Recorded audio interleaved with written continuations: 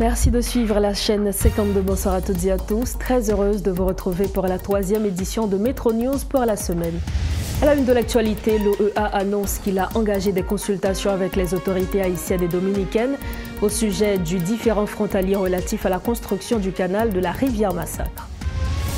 La violence se propage vers Cité Soleil, où certains habitants ont été obligés de fuir la zone. L'assassinat d'un chef de gang serait à l'origine des affrontements de ces violences. Un calme précaire règne ce mercredi à Mirebalais et à Sodo, au lendemain d'une attaque de bandits contre ces deux communes.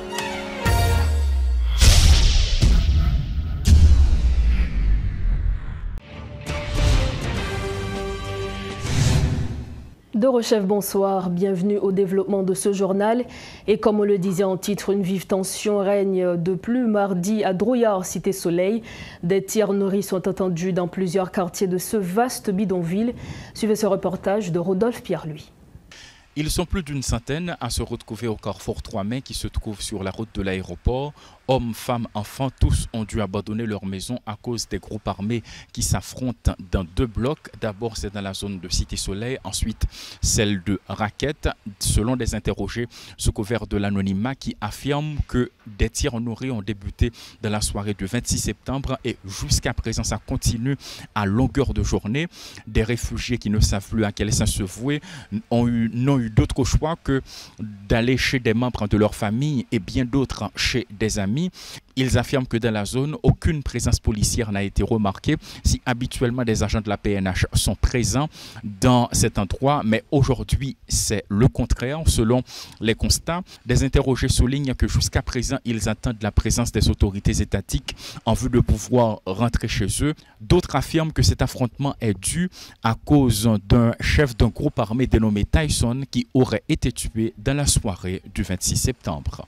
Paul Léel et Rodolphe Pierre-Louis pour Télémétropole. Des membres de la population armés de machettes et d'autres armes blanches sont toujours à la chasse des criminels présumés responsables des attaques à Mirebalais et à Sodo en début de semaine. Les activités économiques et commerciales ont repris timidement au lendemain des affrontements entre la police et les bandits qui ont fait au moins 10 morts dans les rangs des gangs. Il faut dire également que des patrouilles policières sillonnent la ville. Le secrétariat général de l'Organisation des États américains, OEA, informe qu'il a engagé des consultations avec les autorités haïtiennes et dominicaines au sujet du différend frontalier relatif à la construction d'un canal d'irrigation sur la rivière du Massacre. Dans cette perspective, l'OEA propose son soutien, soit directement, soit par l'intermédiaire d'un État associé ou d'une organisation sous-régionale pour coopérer dans tous les domaines nécessaires à la résolution de ce litige.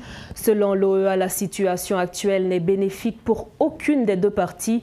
L'OEA estime qu'il est donc primordial que les autorités dominicaines et haïtiennes se rencontrent dans les plus brefs délais pour initier un dialogue franc. Des signataires des accords du 11 septembre 2021 et du 21 décembre 2022 et le parti politique Plan Spa se rangent du côté de ceux qui soutiennent la construction du canal sur la rivière Massacre.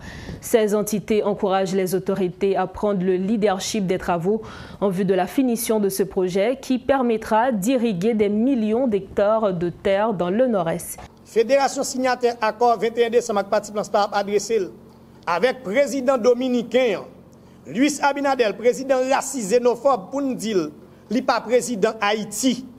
Si span foué bouche li nan ça qui garde nous comme peuple, n'a dit que nous c'est premier peuple noir qui libéré, qui trace chemin liberté pour un pile l'autre peuple sous la terre bénie. Nous c'est un grand peuple qui fait l'histoire. Peuple qui fait l'histoire pas jamais baisser tête li, ni mettre à genoux, ni courir pour ça qui menace existence li. Peuple haïtien habitué camper goumé déjà pour défendre droit, pour faire droit respecter 1804. C'est un pile exemple qui trace depuis l'humanité existait. C'est pour raison ça nous avons un message clair par peuple dominicain pour nous dire peuple haïtien pas dans guerre, pas de problème ensemble avec eux. Mais ces dirigeants dominicains yo mettez campé pour humilier haïtiens, pour craser l'économie haïtienne non, pour déstabiliser à tout pays Haïti, n'a dit peuple dominicain, frère nous, que peuple haïtien a goumé pour la paix régner sous île. pour respect droit grand monde yon pour l'autre, pour prospérité et progrès prend j'arrête dans intérêt toutes des nations yo qui vivent sous île ya. C'est dans même contexte ça, n'a dit Abinader, peuple haïtien pas perdre bataille rivière massacre là.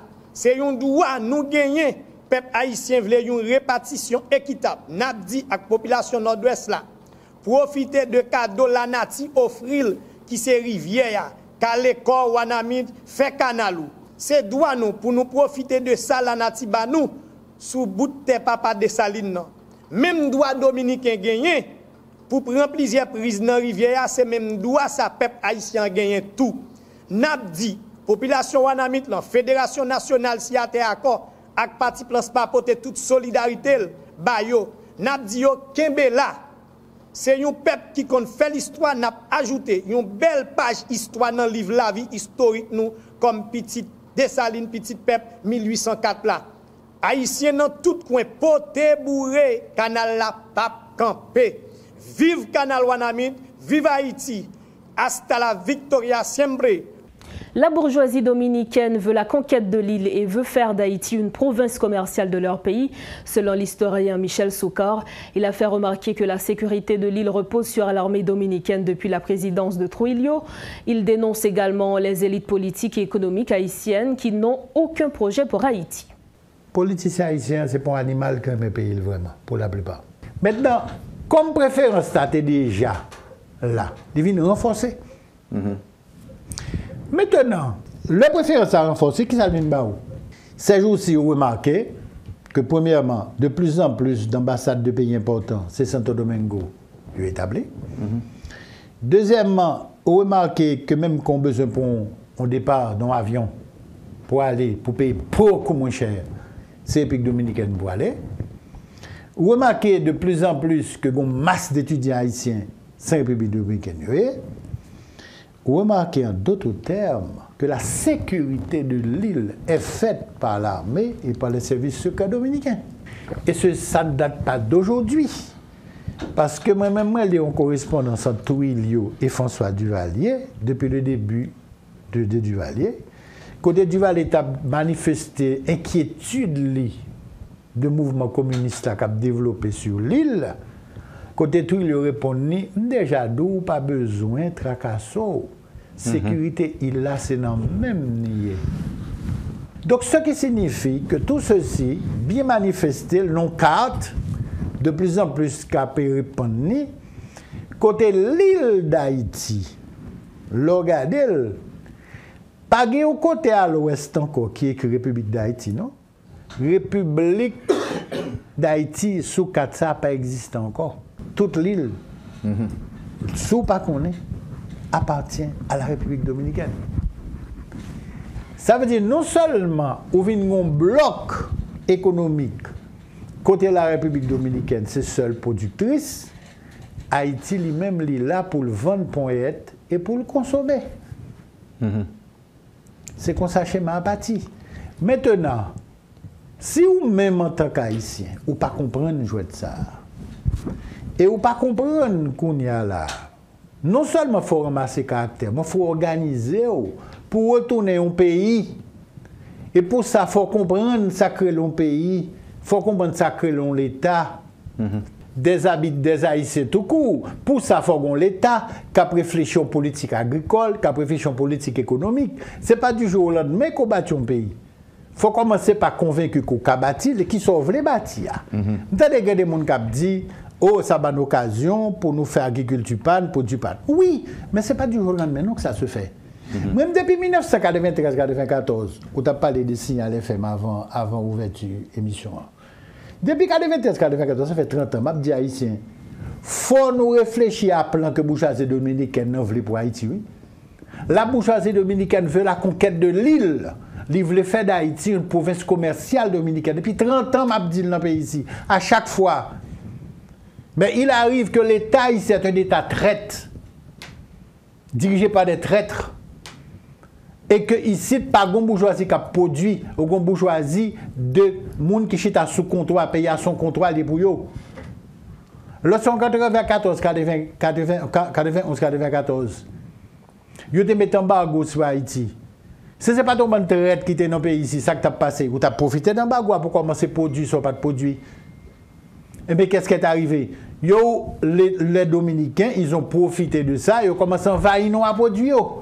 Et ils joignent des gens haïtiens qui étaient dans sous-traitance à cause d'un bagou qui perd du business, qui quittaient tout local qui ont gagné. N'a fait sous-traitance ça, ils ont transformé le dépôt de produits dominicains. C'est depuis là ça moi dans GA, dit si ça continue comme ça, n'a tourné champ Mounzayo. Le Conseil national des télécommunications, Conatel, a célébré ce mercredi son 54e anniversaire. En cette occasion, l'organe régulateur a organisé plusieurs activités pour marquer cette date. La Radio Club d'Haïti, la RCH, qui regroupe des radios amateurs, a été honorée par le Conatel. Le directeur général du Conatel, Jose Jean-Baptiste, a indiqué qu'un effet particulier est mis aujourd'hui dans le développement de capacités en coopération avec divers partenaires. Ceci devrait permettre à l'institution qu'il dirige d'enrichir son parc d'équipement pour un meilleur contrôle des réseaux et des services. Il y a 54 ans, cette institution fut créée avec la mission de réguler et de favoriser le développement du secteur des télécommunications en Haïti. Pendant cette longue période, que de défis ont été relevés avec succès de notre cheminement vers un accès équitable pour tous. Pendant les 54 dernières années, le secteur a connu beaucoup de transformations. Dans les années 70, on avait le PSTN, la téléphonie simple. Maintenant, on est à l'ère du 4G, de la fibre optique, la télécommunication par satellite. Nous sommes aujourd'hui les témoins et bénéficiaires privilégiés des retombées et des avancées technologiques dans le secteur. L'accès aux services de télécommunications électroniques devient maintenant un droit humain, ce qui suppose que l'État doit garantir ce droit. Dans ce contexte, le gouvernement de la République et le Conatel, nous sommes à une croisée des chemins. Nous devons jouer notre rôle pour que Haïti soit entièrement connecté. L'accès au haut débit est maintenant une obligation pour qu'on puisse vraiment intégrer l'économie numérique. L'administration que j'ai l'honneur de diriger est pleinement consciente de cette lourde responsabilité et aucun sacrifice ne sera trop grand à être consenti. Les processus et les nombreuses étapes nécessaires à franchir sont déjà identifiés pour parvenir à cette fin, une Haïti connectée au haut débit. En vue de permettre au pays de se rattraper, plusieurs chantiers sont déjà lancés. Certains sont presque terminés, alors que d'autres sont au stade de démarrage. Le Conatel entend coopérer avec d'autres partenaires pour l'intégration réussie et inclusive d'Haïti dans la société de l'information qui se développe à l'échelle planétaire. Le projet d'accélération numérique d'Haïti, la signature électronique, la cybersécurité. À l'occasion de la célébration du 54e anniversaire, le Conatel se lance donc dans la vulgarisation en masse des services de télécommunication. Dans ce contexte, j'ai l'honneur de vous informer que la parution prochaine du deuxième volume de règlements adaptés pendant les dernières années, les derniers règlements qui ont été adoptés pour encadrer le développement du secteur, très bientôt on va procéder à la diffusion du tome 2 des règlements. On aura aussi des spots destinés à fournir un maximum d'informations aux consommateurs sur la régulation du secteur. Le secteur est dynamique.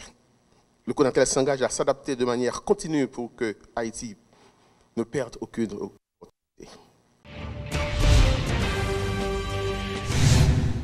Nous avons avec nous sur le plateau de Metro News l'économiste William Savary, avec qui nous allons parler de la fermeture de la frontière haïtiano-dominicaine.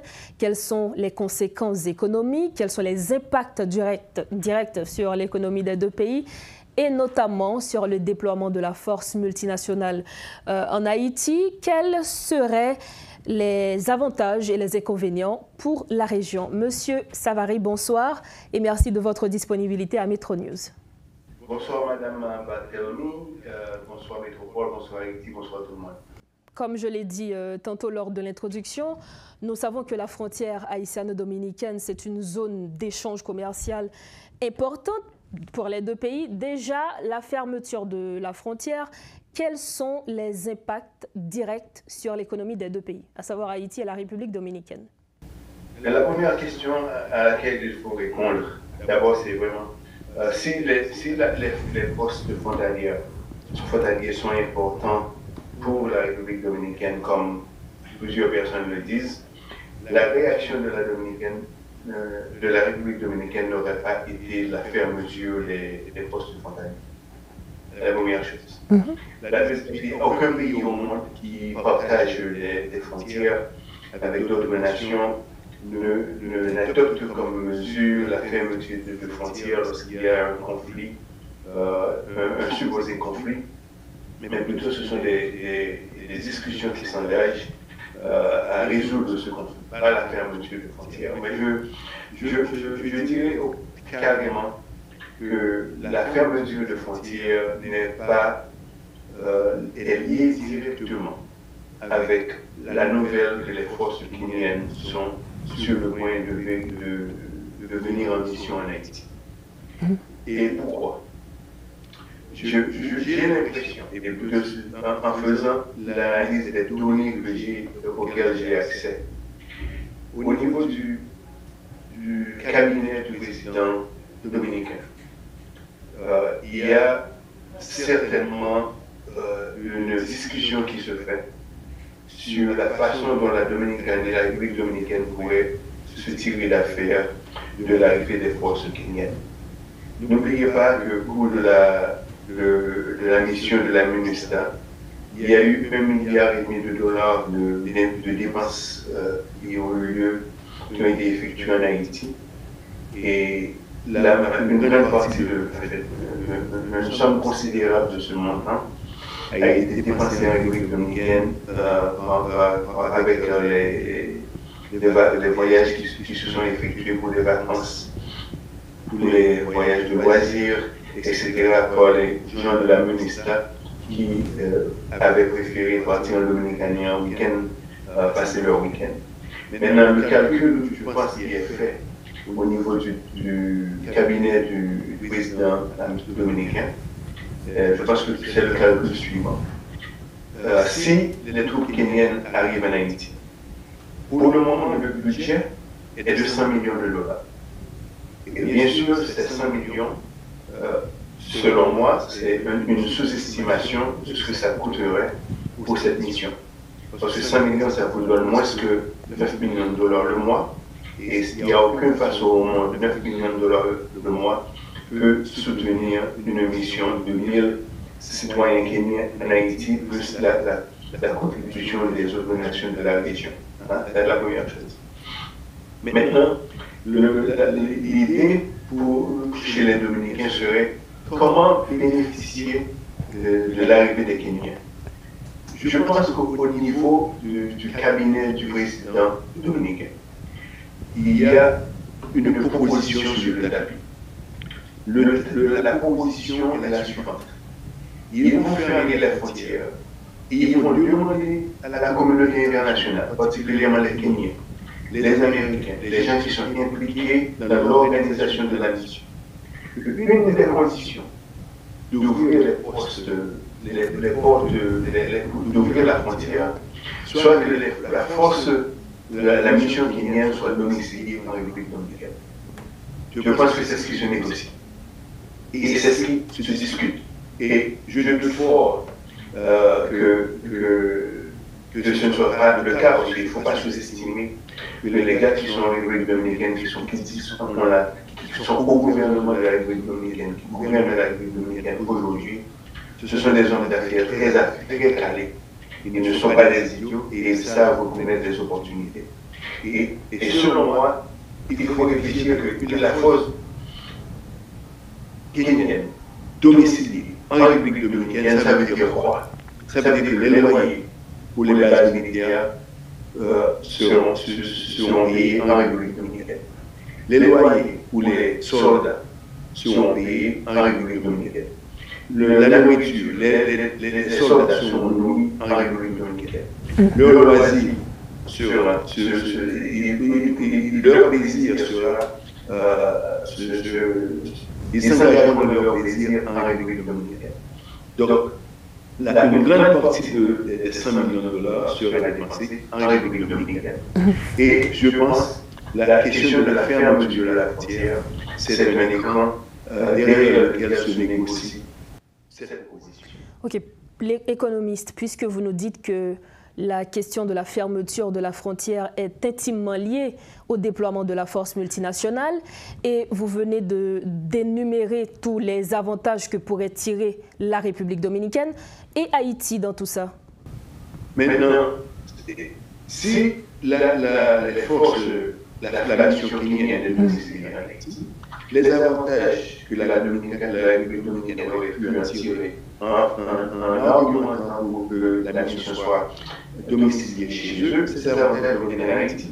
Parce que là, nous avons des bases, les casernes que la ministère avait occupées, les bases que la ministère avait occupées, les loyers, les maisons que les gars de la ministère avaient occupées, tout cela, ce sont des fonds qui seront dépensés en Haïti. Maintenant, il est vrai que la production, il est vrai que on va sans doute acheter les articles comestibles de la République dominicaine, parce qu'aujourd'hui, nous le faisons également. On ne va acheter des États-Unis et des autres pays de la région. Donc, il y aura quand même un commerce entre les pays, mais le gros de l'argent sera dépensé en Haïti. Et c'est ce gros de l'argent que la République dominicaine voudrait s'accaparer. Est-ce qu'il y a un moyen pour Haïti de contourner ce qui serait ce que veut faire plutôt la République dominicaine, c'est-à-dire loger la force multinationale en République dominicaine? Est-ce qu'Haïti a un moyen de contourner tout ça et faire en sorte que la force soit logée en Haïti? Bon, maintenant, je pense qu'aujourd'hui, il est impératif que le gouvernement haïtien mette en place une équipe de gens qui devraient soumettre des propositions à partir desquelles l'international pourrait se rendre compte que Haïti peut loger cette force. Maintenant, il y a une distinction que je voudrais faire.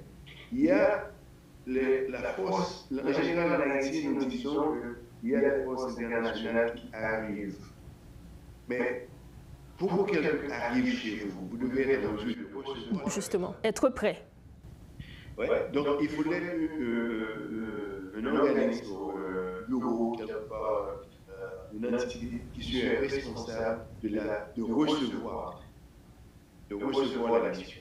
Et maintenant, si c'est le cas, donc ce bureau aura la responsabilité de loger, d'identifier des logements, d'identifier des bases où ces gars se trouveront et d'identifier les services que ces gars-là auront à utiliser. Donc ça, c'est la responsabilité du gouvernement haïtien. C'est quelque chose de faisable, selon vous? Absolument. Okay. Absolument.